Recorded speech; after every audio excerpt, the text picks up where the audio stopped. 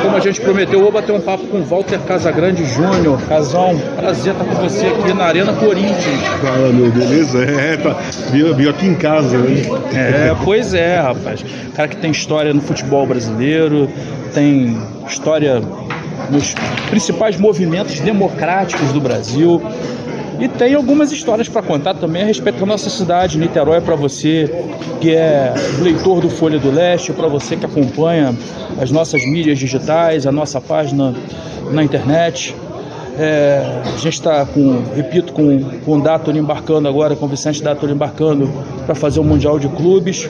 Na próxima quinta-feira vai acompanhar os 3 clubes do Rio de Janeiro lá, Fluminense, Flamengo e Botafogo. A gente vai aqui, enquanto está acompanhando a seleção brasileira, ter oportunidade de bater um papo com essas lendas do futebol, um cara com experiência de Copa do Mundo.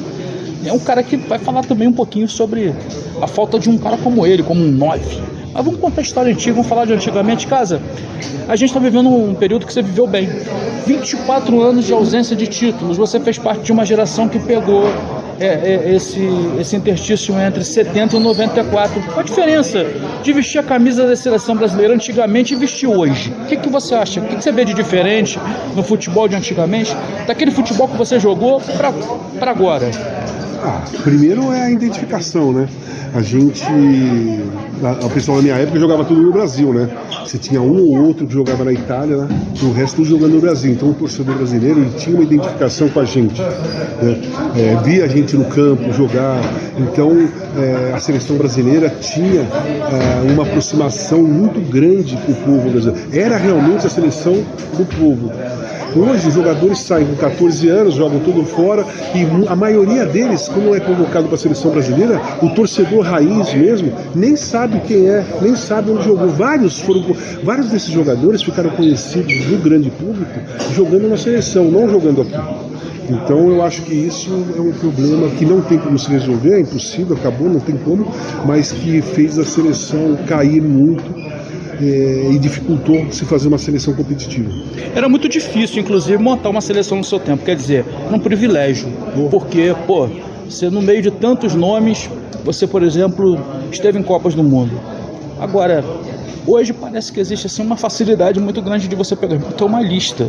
Veja assim, é mais fácil fazer uma seleção hoje do que era no seu tempo. O que mudou de lá para cá? Já que o futebol hoje oferece tanto conforto aos atletas, CT, campo de treinamento, material esportivo, a parte fisiológica mudou pra caramba, né? A medicina esportiva evoluiu muito. Mas por que está tão difícil? Cara, primeiro assim, o número de jogadores de alto nível diminuiu. Não é só no Brasil, no mundo todo. Então, por exemplo, vou pegar a minha posição, centroavante. Eu disputava a posição para ser convocado da seleção brasileira.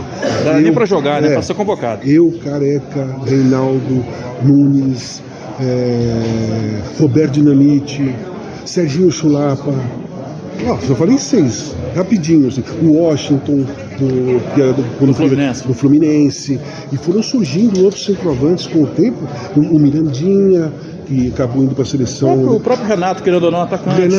Enfim, eram muitos jogadores para escolher 2, porque naquela época eram 22, então eram 22, 3 goleiros e os outros da linha. Nem todas as posições eram 2 jogadores. E nem todo mundo sentava no banco. Exatamente, então só sentavam 5 no banco. Então, só tinha 2 substituições.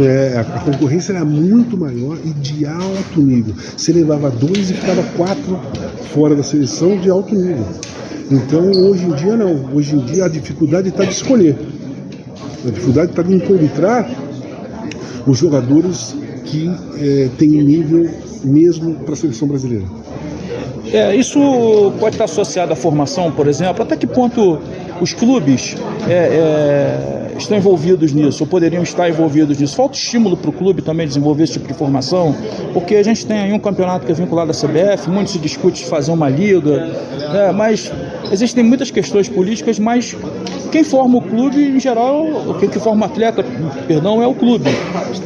Até que ponto a formação do jogador está envolvida nisso? Eu acho que desde quando o jogador virou mercadoria, eu acho que os clubes, a maioria dos clubes, não são todos, não vou generalizar, porque o Palmeiras revela grandes jogadores, Hendrick, Estevão, Vitor Reis, que foi pro City, Luiz Guilherme, John. O Palmeiras vendeu já um monte de jogadores de alto nível, mas a grande maioria dos clubes forma para vender.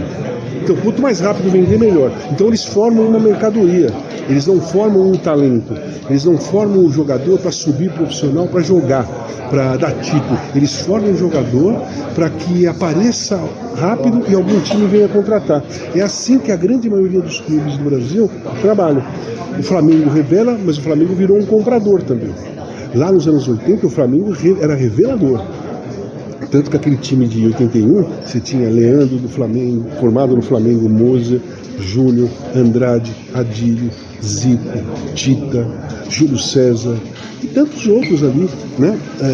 Hoje o Flamengo virou mais comprador, também revela menos do que revelava antes, mas a grande maioria trabalha a base para vender, não para formar um jogador, não se preocupando com fundamentos técnicos, né? Então eu acho que por isso que o jogador sobe muito despreparado, ou sai do Brasil muito despreparado. Agora tem uma coisa, um detalhe. Hoje a gente tem aqui uma dificuldade do meio para frente. A gente viu que a chegada do Ancelotti resolveu um pouquinho do meio para trás, mas num jogo com um adversário mediano que é o Equador. A gente não pode colocar o Equador como uma seleção cotada para ser campeão do mundo, né? E nas últimas Copas a gente tem caído para seleções europeias. Mas a questão é a seguinte: o tempo é muito curto. Não seria o caso de pegar... O futebol brasileiro está vivendo um outro momento hoje com bons jogadores aqui. Seria o caso de pegar assim... até para essa coisa de resgate do torcedor, mas um selecionado mais com jogadores do Botafogo, Palmeiras, São Paulo, jogadores que já jogam juntos, jogadores que já tem aqui uma dificuldade do meio para frente. A gente viu que a chegada do Ancelotti resolveu um pouquinho do meio para trás, mas num jogo com um adversário mediano que é o Equador. A gente não pode colocar o Equador como uma seleção cotada para ser campeão do mundo, né? E nas últimas Copas a gente tem caído para seleções europeias. Mas a questão é a seguinte: o tempo é muito curto. Não seria o caso de pegar... O futebol brasileiro está vivendo um outro momento hoje com bons jogadores aqui. Seria o caso de pegar assim... até para essa coisa de resgate do torcedor, mas um selecionado mais com jogadores do Botafogo, Palmeiras, São Paulo, jogadores que já jogam juntos, jogadores que já têm algum tipo de entrosamento para poder botar para jogar. Na sua visão, como é que você vê essa coisa de tentar fazer um aproveitamento de quem já tem um entrosamento, de jogadores que já se conhecem, que já têm uma convivência de vestiário, para tentar trazer um pouco de diferença, porque essa lista é uma lista quase apresentada a ele. Então, eu acho assim... os jogadores bons que jogam no Brasil, os de alto nível brasileiros que jogam no Brasil, eles não são muito piores ou piores que os jogadores que jogam na Europa. Não existe mais Zico, Sócrates, Cerezo, Falcão, Ronaldo, Rivaldo, Ronaldinho Gaúcho, Cafu, Roberto Carlos, não existe mais. Então os jogadores são praticamente num nível parecido. Então existe aqui no Brasil, na minha visão, pelo menos uns 5, 6 jogadores que podem fazer parte da lista da seleção brasileira e brigar para ser titular. Você tem, o Caio Jorge está voando no Campeonato Brasileiro, tem o Igor Jesus, que já tinha sido convocado, saiu do Botafogo agora, mas estava bem no Botafogo. Você tem o Pedro, que está voltando de cirurgia, mas é um grande centroavante. Então você tem o Murilo, zagueiro do Palmeiras, você tem vários jogadores, Léo Ortiz, Léo Pereira, você vai procurar aí... Marlon Freitas e Gregory. Marlon Freitas, Gregory, você tem jogadores brasileiros de alto nível que jogam aqui no Brasil. Então eu acredito que quando o Ancelotti começar a acompanhar mais de perto o futebol brasileiro, esses jogadores vão começar a ter oportunidades. Alex, zagueiro, foi uma boa surpresa? Não foi uma surpresa, porque o Real Madrid jogou contra o Lille, né?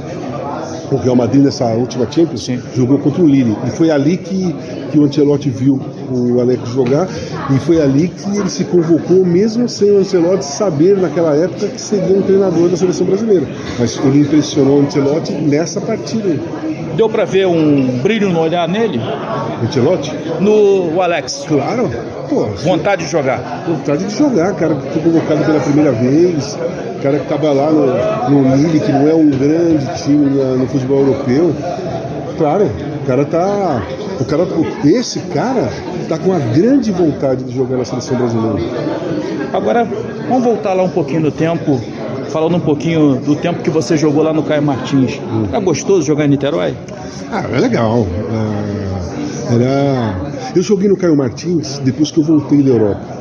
Porque na época dos anos 80 não se jogava no Caio Martins, todos os jogos com grandes times do Rio eram no Maracanã. Jogava com Botafogo, Flamengo, Fluminense, Bangu, América, tudo no Maracanã. Eu fiquei 7 anos na Itália, eu fiquei quase 8 anos fora do Brasil. Quando eu voltei do Flamengo, é que eu comecei a jogar algumas partidas no Caio Martins. Eu não conhecia o Caio Martins.